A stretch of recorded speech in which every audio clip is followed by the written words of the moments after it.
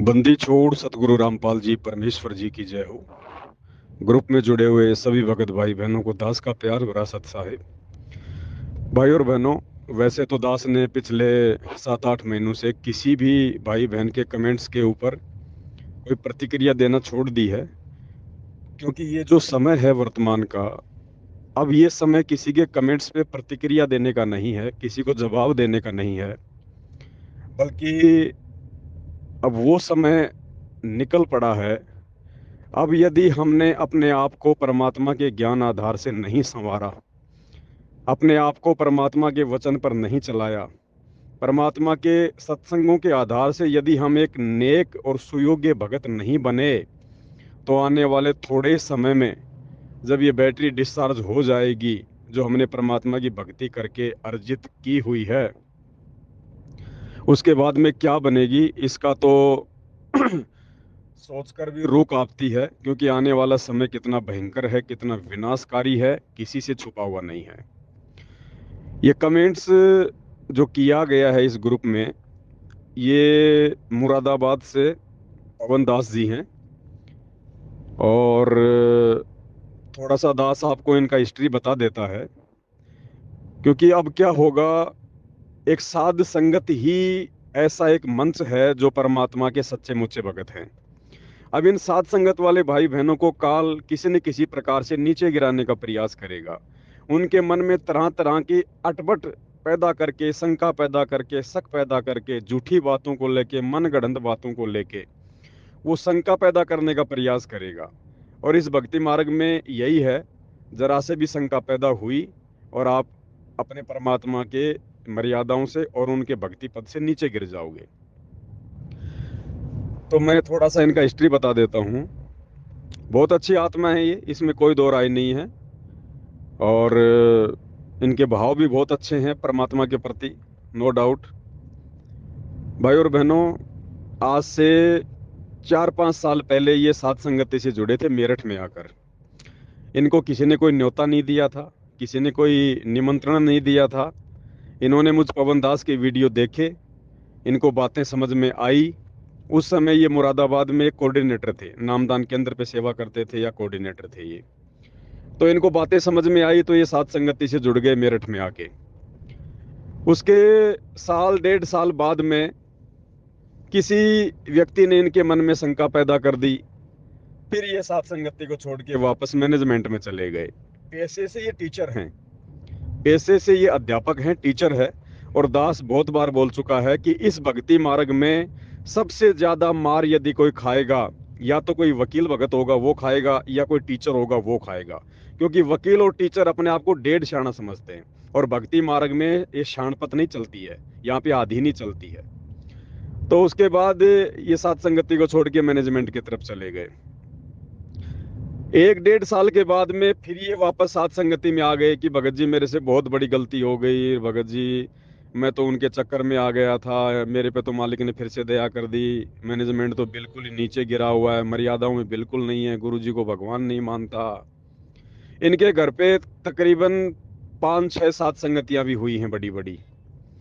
तो फिर वापस ये साथ संगति में जुड़ गए। तो हमें तो कोई दिक्कत नहीं है, कोई आओ कोई जाओ, अच्छी बात है, कोई आएगा अपने लिए आएगा, जाएगा अपने लिए जाएगा, ठीक है जी। अब क्या हुआ, मुरादा यहाँ पे कहाँ थी सात संगति है, बुलंदशहर में। हाँ बुलंदशहर में सात संगतियां होती थी।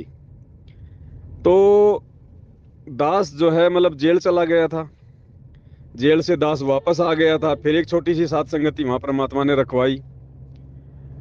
अब दास उस सात संगति में गया, उससे पहले ये पवन दास भगत जी वहां पे भक्तों को लेक्चर दे रहे थे। और इन्होंने भक्तों के बीच में बैठ के कहा कि ये परमात्मा, मेरी भी परीक्षा जयपुर वाले पवन दास की तरह लो, हे परमात्मा हमारे भी पवन दास की तरह परीक्षा लो। तो परमात्मा तो सबकी इच्छा पूरी करता है। भाई साहब के पास में 2 घंटे बाद ही फोन आ गया मुरादाबाद से, पुलिस थाने से, कि साहब तुरंत आ जाओ यहाँ पे, आप क्या नौटंकी कर रहे हो, क्या नाटक कर रहे हो, कौन है ये पवन दास जयपुर वाला, आप क्या उसका साथ दे रहे हो। क्योंकि मैनेजमेंट वाले थाने में पहुंच गए, थाने से इनको फोन करवा दिया, मैनेजमेंट ने उनको पैसे दे दिए होंगे थाने वालों को। 2 घंटे बाद मुरादाबाद से फोन आ गया ये मुरादाबाद वापस पहुंचे और वहां इनको डरा दिया गया, इनको धमका दिया गया, क्योंकि ये सरकारी नौकर हैं।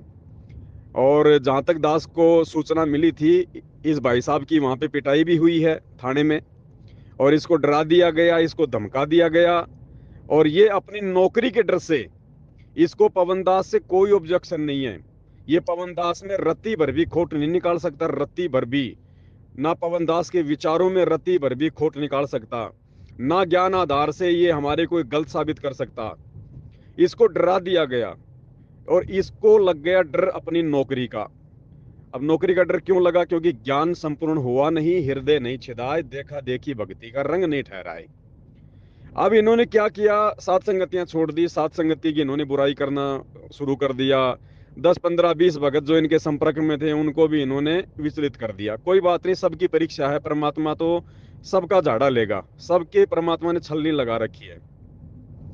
अब जब ये सात संगति में जुड़े हुए थे, और आज से 1 डेढ़ साल पहले जब हम लोग टाटा सफारी गाड़ी लेके आए थे जयपुर वाले कजोड़ दास जी के नाम पे, जो गाड़ी के नाम पे जो सेवा हुई थी, उसमें इन्होंने दास के खाते में 1.5 लाख रुपए भेजे। मतलब मेरे खाते में नहीं भेजे, इन्होंने मेरे कहने से कजोड़ भगत जी के खाते में डाले, क्योंकि गाड़ी में कजोड़ भगत जी के नाम पे निकला रहा था।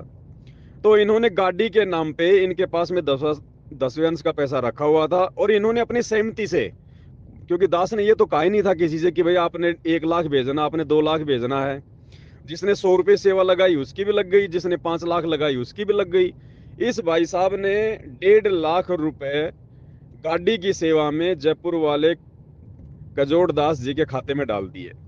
और आप सबको पता है भाई बहनों, वो गाड़ी भी आई 24.5 लाख की, और भी भाई बहनों के उसके अंदर जो है वो पैसे लगे थे।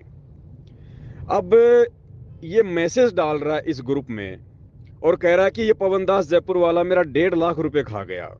अब भाई और बहनों, आप खुद विचार करो, कजोड़ जी के नाम पे गाड़ी निकलाई, कजोड़ जी के खाते में इन्होंने पैसे डाले, कजोड़ जी ने खुद अपने हाथ से पैसे निकाल के जो है वो गाड़ी में भरे। और अब आपको पता है कि पिछले 6-7 महीने पहले वो गाड़ी भाई बहनों वो चोरी भी हो चुकी है। वो कजोड़ दास गाड़ी को चोरी करके ले गया, और वो गाड़ी वो धनाना आश्रम में दे के आ गया। अब पवन दास के पास में क्या भाई? ना वो गाड़ी मेरे पास में है, ना वो पैसा मेरे पास में है। जिसके खाते में इसने पैसे डाले वो आदमी गाड़ी चोरी करके मैनेजमेंट को गाड़ी दे के आ गया। अब बताओ, ये ब्लेम मेरे पे लगा रहे हैं कि पवन दास मेरे पैसे खा गया। अरे तूने पवन दास के छोरे की शादी में दिए थे क्या भाई? पवन दास कोई अपनी बेटी की शादी कर रहा था क्या, जो आपने उसमें सहयोग किया था? मेरे को कोई उधार दिए थे क्या मेरे भाई? आपने पवन दास को कोई दान में दिए थे क्या मेरे भाई? पवन दास ने आपसे भीख मांगी थी क्या? आपने मेरी कोई उधार मदद की थी क्या? आपको अच्छा लगा तो आपने गाड़ी में सहयोग किया। अब वो गाड़ी भी आपके गुरुजी के पास चली गई, आपके मैनेजमेंट वालों के पास में चली गई। अब भाई और बहनों, फिर भी दोष किसको? पवन दास को। अब इसी को कहते हैं काल प्रेरणा। मैंने आपको जो ये बातें बताई है मेरे इस ऑडियो में, भाई और बहनों, मैं अपने पूज्य गुरुदेव सतगुरु रामपाल जी भगवान के चरणों की सौगंध खा के कहता हूँ। और आपको पता है कि मेरे लिए उनसे बढ़ के संसार में दूसरी कोई चीज नहीं है, ना बेटा बेटी संपत्ति माँ बाप को, कोई नहीं। मैं अपने गुरुदेव संत रामपाल जी भगवान के चरणों की सौगंध खा के कहता हूं, यदि मेरी इन बातों में रत्ती भर भी फर्क हो तो मेरी आज आज तक की जो भक्ति कमाई है, जो 10 साल की, वो मेरी भक्ति कमाई इस पवन दास के खाते में चली जाए। और यदि पवन दास यदि गलत है तो इसी प्रकार से सेम टू सेम ये ऑडियो बना के इस ग्रुप में डाल दे। अगर मेरी बातों में रत्ती भर भी फर्क है और ये यदि जो बोल रहा है वो सही है, तो भाई और बहनों, इसकी जो भक्ति कमाई है वो सारी मेरे खाते में आ जाए। ये मेरी तरह गुरु जी के चरणों की सौगंध खा के बोल दे कि पवन दास ने जो बातें बोली हैं ये बातें झूठ है, ये ऑडियो बना के डाले इस ग्रुप में, और अपनी भक्ति कमाई मेरे खाते में डालने की गुरु जी के चरणों की सौगंध खा के ये इस प्रकार से ये संकल्प कर दे। अगर ये असल में संत रामपाल जी का खून है, तो असल में अगर इसके अंदर भक्ति का थोड़ा बहुत भी कोई अंश है, तो भाई और बहनों, ये काल इसी प्रकार से भक्तों के माध्यम से मन में शंकाएं पैदा करवाएगा। और इन भक्तों की बातों का कोई सिर पैर नहीं होगा, सब झूठ। क्योंकि जो व्यक्ति सतलोक आश्रम मैनेजमेंट की तरफ साध संगतियों को छोड़ के जो चला जाएगा, वो आदमी दुनिया का सबसे बड़ा काल प्रेरित आदमी है। उस आदमी का सौपन में भी विश्वास मत करना, चाहे उसको सारा नाम मिला हुआ हो, चाहे वो पैसे से वकील हो, चाहे टीचर हो, चाहे देश का प्रधानमंत्री हो। जो व्यक्ति एक बार साध संगति से जुड़ गया और किसी कारण से साध संगति छोड़ के जो व्यक्ति मैनेजमेंट में चला गया, भाई और बहनों, सांप का विश्वास कर लेना, भेड़िए का विश्वास कर लेना, ठीक है, किसी भी मतलब बेकार से बेकार आदमी का विश्वास कर लेना, चोर का विश्वास कर लेना, लेकिन उस भगत का विश्वास मत करना जो साध संगति से जुड़ने के बाद में वापस मैनेजमेंट में चला गया। अब मैंने जो बोलना था मैंने बोल दिया, और अब अगर मैंने कोई झूठ बोला हो तो भगवान मेरी सारी कमाई इस पवनदास के खाते में चली जाए। अब इससे ज्यादा भाई और बहनों में कोई सीना फाड़ के तो दिखा नहीं सकता, मैं कोई हनुमान तो हूं नहीं। अब बोलो कितना बड़ा झूठ इसने, और बताओ मेरी इससे कोई बातचीत नहीं, मेरी इस बंदे से कोई बातचीत नहीं है, पिछले 6-7 महीने से मेरी कोई बातचीत नहीं है इस बंदे से, ना मैंने इसके बारे में आज तक किसी के बारे में कुछ कहा होगा, भले ही ये साथ संगति छोड़ के गया, जो भी किया इसने। अब इनको जबरदस्ती काल जो है वो उंगली करता है कि बोलो बोलो और अपने कर्म फोड़ो, बोलो उस पवनदास के खिलाफ बोलो और अपने कर्म फोड़ो। भाई और बहनों, इस प्रकार से ये काल ये कर्म फुड़वाएगा, और जो कच्चे पच्चे जो भगत होंगे साथ संगति से जुड़े हुए, उनके मन में इस प्रकार से वो शंका पैदा करवाएगा। अब पूछो इस भाई साहब से, इसने पवनदास के बेटे की शादी में दिए थे, बेटी की शादी में दिए थे, कोई दहेज में दिए थे, कोई दान में दिए थे, गाड़ी लाए, मेरे खाते में भी नहीं डाला इसने पैसा, इसने डायरेक्ट जिसके नाम पे हमने गाड़ी ली, जो कजोड़ भगत जी जयपुर वाले, उसके खाते में डाला, कजोड़ जी ने पैसा निकाल कर उसको जो है शोरूम वाले को जमा कराए।